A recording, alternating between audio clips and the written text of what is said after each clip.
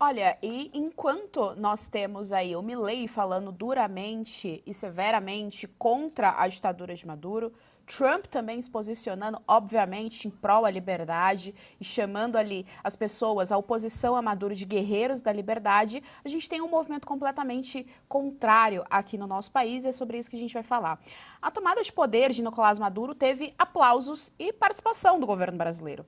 Ainda que o ministro das Relações Exteriores, Mauro Vieira, ou o presidente Lula não estivessem presentes, ao enviar a embaixadora Gilvânia Maria de Oliveira, o Brasil dá sinal verde para a ditadura na Venezuela.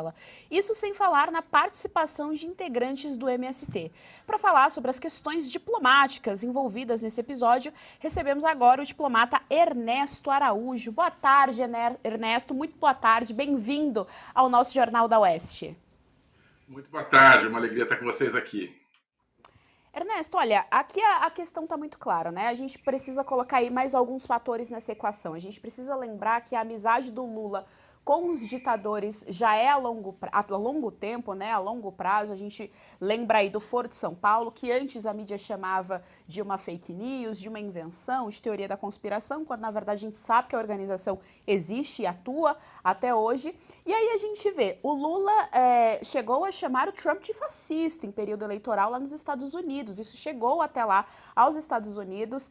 A Janja xingou o Elon Musk, né? Isso também chegou até lá e o Elon Musk agora integra a equipe do Trump. Ou seja, a gente está vendo o Lula do lado da liberdade sempre batendo de frente, sempre sendo contra, ao passo que o tempo todo ele está sinalizando positivamente para os ditadores, e o Maduro ainda ficou bravo, queria que a sinalização fosse um pouco maior, um pouco que abraçasse mais a agenda ali do Maduro. Exato, você falou de amizade, né, do Lula, Maduro, é uma amizade profunda, mas que não é apenas pessoal, né, é um projeto de poder que vem da criação do Foro de São Paulo, basicamente a partir de Lula e Fidel Castro, no começo dos anos 90. Um projeto de poder para abraçar toda a América Latina na escravidão do narcossocialismo. Esse regime, esse sistema, ele se baseia nisso. Quem está no poder ajuda quem não está, né? Ou quem está mal ajuda quem, ou quem está bem ajuda quem está mal. Então, quando Chávez chega ao poder, ele é o primeiro desse grupo que chega ao poder, em 1999, ele começa a trabalhar, junto também com os aliados externos, que são China, Rússia e Irã, começa a trabalhar para que outros cheguem ao poder. Então, Chávez, 99, na Venezuela, 2002, Lula é eleito no Brasil, 2005, Evo Morales é eleito na Bolívia, nessa mesma época, de 2005, por aí, Rafael Correa no Equador. Então, é algo que vai se espalhando, né?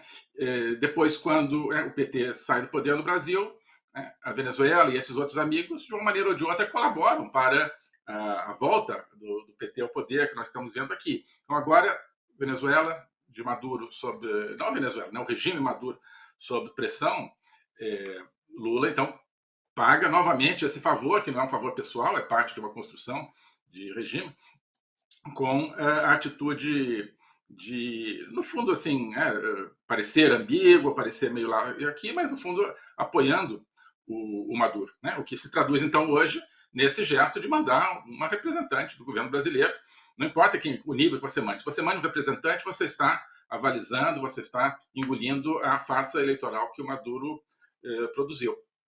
Então, você tem mais um capítulo nesse jogo de apoios recíprocos entre regimes do Foro de São Paulo. Não é nada mais do que isso que está acontecendo entre Brasil e Venezuela. A diferença é que o Brasil com Lula ainda tinha, né, por causa das mídias na Europa, nos Estados Unidos, que tem uma visão distorcida e equivocada de Lula, ele ainda tinha um pouco de prestígio. Então, olha só, se o Lula está dizendo, é porque o Maduro não é tão mal assim. Então, não, o Lula realmente está trabalhando por uma transição democrática na Venezuela. Não está nada, e as pessoas já estão vendo, né? Então, todas as outras ações desse governo Lula, em termos de alinhamento com forças que apoiam o terrorismo, por exemplo, né, em termos de alinhamento com o Irã, com China, com Rússia, isso tudo já descredenciou o Lula, e hoje mais um capítulo desse descredenciamento ao contribuir para tentar sustentar essa farsa do Maduro, que não vai se sustentar. É isso, Ernesto. Eu vou trazer aqui para nossa conversa mais uma informação e os nossos comentaristas para debater aqui o assunto com a gente.